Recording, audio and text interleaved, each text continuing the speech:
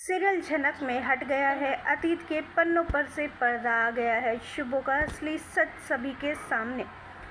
दोस्तों, हम आपको बता दें कि कमिश्नर साहब लालौन के घर पर आते हैं और कमिश्नर साहब एक ऐसा सच बताते हैं कि सभी घर वालों के पैरों तले ज़मीन खिसक जाती है। कमिश्नर साहब बताते हैं कि लालौन, मैंने तुम्हारे पिता के कातिल का पता लगा लिया है कि किन लोगों ने उनके साथ धोखा किया था और उन्हें जान से मार डाला था। दरअसल वो आदमी तुम्हारी आंखों के सामने है। ये सुनते ही लालौन कहता है कि सर, आप ये कैसी बातें कर रहे हो, यहाँ तो सिर्फ और सिर्फ फैमिली के लोग खड़े हैं। पुलिस कमिश्नर कहते हैं कि फैमिली के लोग ही ऐसा करते हैं।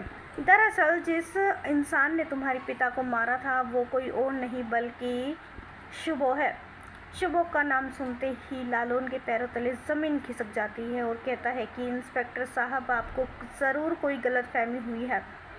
ये लोग बड़े घर के लोग हैं, ये ऐसा घटिया काम करने के बारे में सोच भी नहीं सकते हैं, और ये तो अब हमारे रिश्तेदार भी हैं।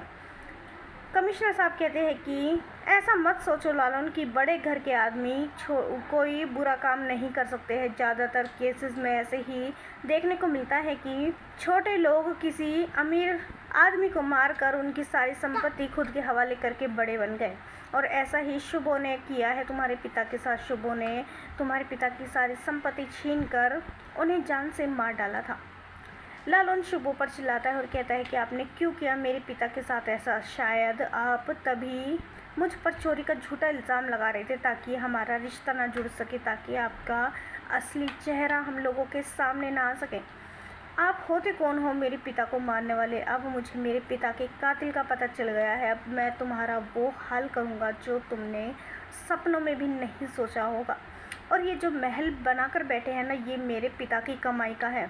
खून पसीनों से मेरे पिता ने एक एक करके जोड़ा था। जो तुमने मुझे मेरे पिता से छीन लिया था, मैं वो ही तुमसे छीन कर ही रहूँगा। दोस्तों, सीरियल में इस ट्विस्ट को लेकर आप कितने एक्साइटेड है, हमें अपनी राय कमेंट्स में ज़रूर बताइएगा। और नहीं किया है चैनल को सब्सक्राइब तो जल्दी से कर ले, जिससे सीरियल से जुड़ी सारी अपडेट हम आप तक लेकर पहुँचे सबसे पहले।